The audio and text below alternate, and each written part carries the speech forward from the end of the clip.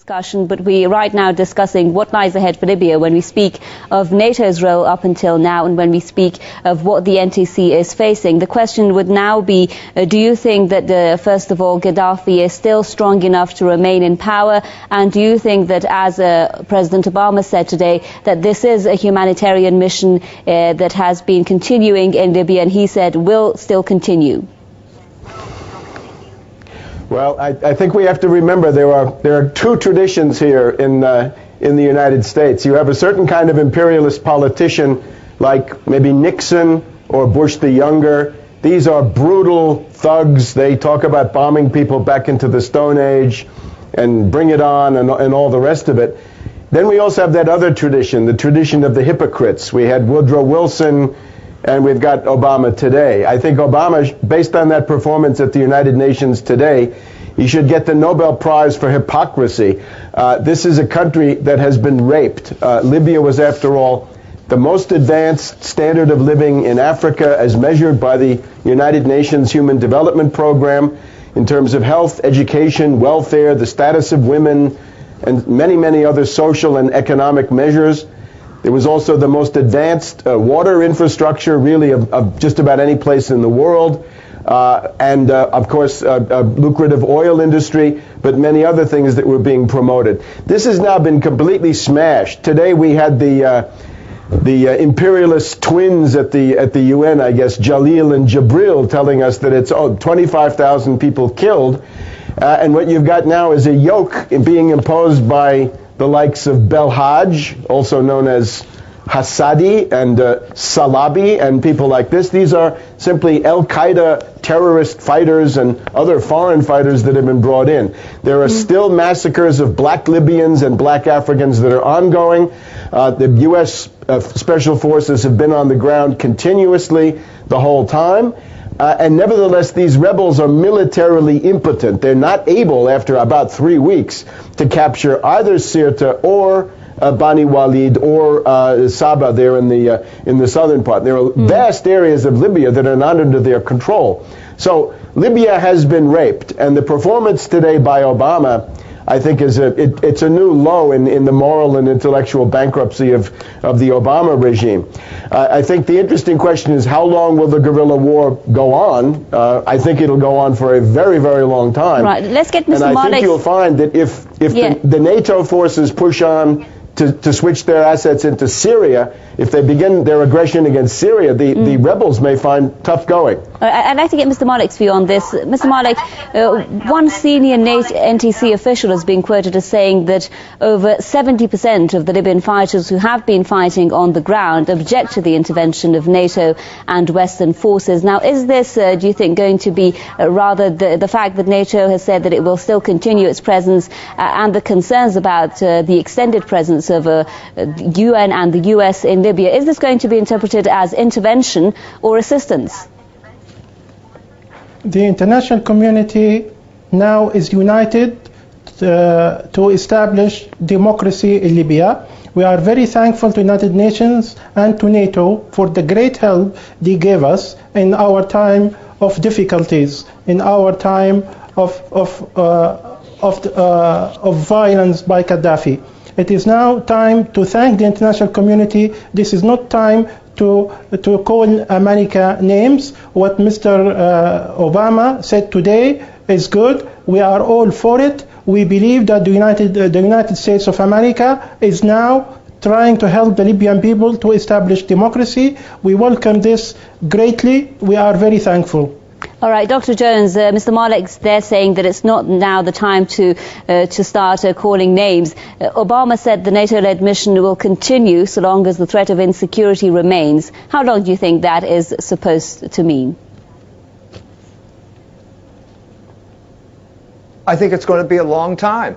And I think what we're seeing here is American forces spread out in one incomplete invasion after another throughout the entire Middle East. None of the invasions has been successful. Not one country has been pacified. In not one country do the people who have been occupied agree with the occupiers. They all see them as alien invaders, and they all want them out. And now we have just added one more country to that long list of countries that perceive America as an aggressor. So yes, it's going to go on for a long time. And in addition to that, every revolution leads to a civil war, and this civil war is going to happen soon because these people are going to start fighting amongst each other. It's already happened. They're going to start fighting over the spoils, so who's going to get the loot? And that's going to complicate matters still further. Right, and Dr. Tarpley, if I could put this question to you as well, when Mr. Malik says that it's now time for Libya to move on, to let the Transitional Council go forward with the democratic process that it's seeking, the question that still remains, though, is will the revolutionaries be able to maintain and control political power in Libya without NATO backing, without US and UN backing, amid, of course, the lots of reports that we've been hearing about divisions in this force, and also the prominent concern among all revolutions now in the Middle East and North Africa that the revolutionaries, the real revolutionaries, may not actually be in charge. Dr. Tarpley. I'm afraid I don't see any authentic revolutions in these areas. I see some cynical color revolutions and CIA people power coups with a certain amount of disguise going on, camouflage, you might say. It looks to me that you've got a group around Belhaj and his coterie of jihadis, of Al-Qaeda veterans. You've got Gumu in there, the former chauffeur for bin Laden, 6 years in Guantanamo. Belhaj is trying to portray himself as a martyr because he was tortured by the CIA. He was, in fact, a U.S. prisoner of war in Pakistan because he was organizing people to go in and kill the U.S. forces in those countries. And you've got a whole list of these other people. These are most likely the people who assassinated General Yunus at the end of July. And now we've got Salabi coming out and saying a week or two ago that he simply will not tolerate Jalil, who is the head of state in theory, and Jibril, the head of government. Jalil and Jibril really don't seem to control any military forces worth anything. Those seem to be pretty much in the Al-Qaeda and foreign fighters. So I think it's very likely that these thieves will fall out.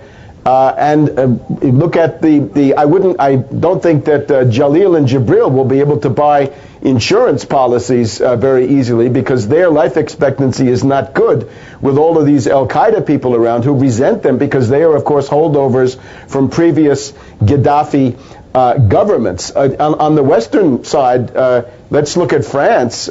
We've got Sarkozy and Cameron made their demagogic tour of Libya a couple of days ago. I don't think they dared go out in public very much in Tripoli. They seem to limit their speechifying to Benghazi. But we have Maître Jacques Vergès in Paris who has brought a lawsuit against Sarkozy for high crimes against humanity, Nuremberg crimes, and I think there's an excellent basis for that. And again, I would stress, right now, Gaddafi has succeeded really in blocking the path of the color revolutions. Really, every country was supposed to have fallen by now in the Middle East, and it hasn't happened. In particular, Syria has been slowed down now for 6 months because of Gaddafi's resistance. I think the U.S. and the British are getting desperate about Syria. If they decide to go for an attack on Syria soon, it will mean that a lot of the military resources that are now in the central Mediterranean will be moved to the eastern Mediterranean, and at that point, we'll see that this rebellion owes very little to these fighters on the ground and just about everything to the NATO bombing. The story that it's an authentic revolution of the Libyan people is, of course, absolutely absurd. Right. This is the NATO bombers, the NATO warships, the European officers, the U.S. and other special forces that did it all. And really the role of these fighters is some fighting, but mainly to be photographed by Al Jazeera. Okay, I'd like to refer to something you said in the beginning of your remarks, Dr. Tarpley, and put that to Mr. Malik. A lot has been said, Mr. Malik, about the internal divisions in the NTC, those against the NATO accusing the pro-Westerners, so to speak, of stealing the revolution in their words. And we also heard the NATO chief, Anders Fogh Rasmussen, he recently expressed concerns about what he called extremists trying to exploit the situation in reference to those who are not pro-Western in the NTC camp. How do you think that is going to affect the situation in terms of when we say, will the the NTC be able to get things into its own control? Well, nobody in his right mind would pretend that establishing democracy in a country like Libya will be easy. It is not going to be easy. This is why in the Democratic Party we called right from the beginning for United Nations assistance. Yes, there are divisions within the NTC, that's very clear, but what's happening now is that the Libyans are slowly but surely are getting united to democratize the NTC.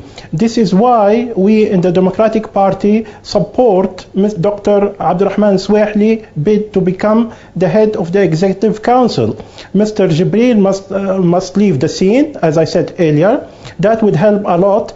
His job now, as we see it, should be to negotiate with the Warfella tribe to surrender their arms and not try to make the revolutions of Misrata, who led the revolution, to surrender their arms. It's the Warfella who has to surrender and to give up Gaddafi, who is still among their midst in Beni Walid. Right. Dr. Jones, are you optimistic then that a representative election will be held in Libya? And if you're not, what do you think the obstacles are? No, I'm not optimistic. But secondly, I'd like to know what my colleague means by democracy. Does he mean what we have in America? Is that what he considers democracy, where the politicians get bought and paid for by all of the rich lobbyists? What exactly is he talking about here? What about in Libya, you got a free education and you got free health care? In the United States, under this democratic system, the largest cause of bankruptcy in the United States is medical bills. People go to the emergency room and have to pay for their emergency operation with a credit card. The biggest source of debt among the young people, the generation of my children, is education debt. People are loaded down with usurious interest, usurious debt for education, for jobs that don't exist and they can't pay for. We need to contextualize all of this boilerplate about democracy. What do you mean by democracy? You had all of these benefits in Libya going to the Libyan people. Now the country will be put under the advocates of the international banking system and they will end up the way we are. That's what democracy is as far as I can tell. Dr. Tarpley, does this mean then, or would you agree with this, that the Western type of democracy is what this international mission is all about? And do you think that is not what the Libyan people would want to see? Democracy is totally irrelevant to this. This is a cynical imperialist attack aiming at the two things that the U.S., the British, and the French value. On the one hand, the oil, and on the other hand, the water. And the water may turn out to be more valuable than the oil.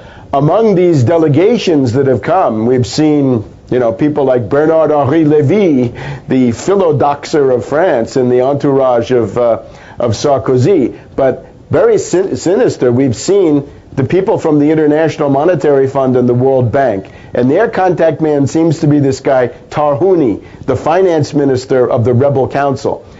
Libya will be under International Monetary Fund conditionality, and that will mean the Washington Consensus, deregulation, privatization, the destruction of any state sector that remains, the destruction of any social welfare system or social safety net, and the destruction of all of those very positive things that Gaddafi had done and his regime to distribute the oil revenue. He's really the best example in the world of a government that did something to distribute oil revenue to increase the general welfare, as we used to say, even in this country. As the IMF yoke is imposed, when people find that they're not going to be able to go to college, that they won't have a family allowance, that they can't buy a house, thanks to the fact that this will all be dismantled, because this is what the IMF always does, I think you'll see an even greater backlash against these IMF and NATO agents that are presently running the show. So I think that the future, once again, is protracted guerrilla warfare, urban guerrilla warfare, and depending on the fortunes of war in other theaters, the Eastern Mediterranean looms large because of Right. Syria on the one hand, and also because of the Israeli-Palestinian question that may also heat up. That may siphon off some of these NATO resources, and then you'll find if the rebels are left on their own, I don't think they could last for more Right. than a month. Okay, we've only got 1 minute and a half left of the program. Let's put this question to Mr. Malik.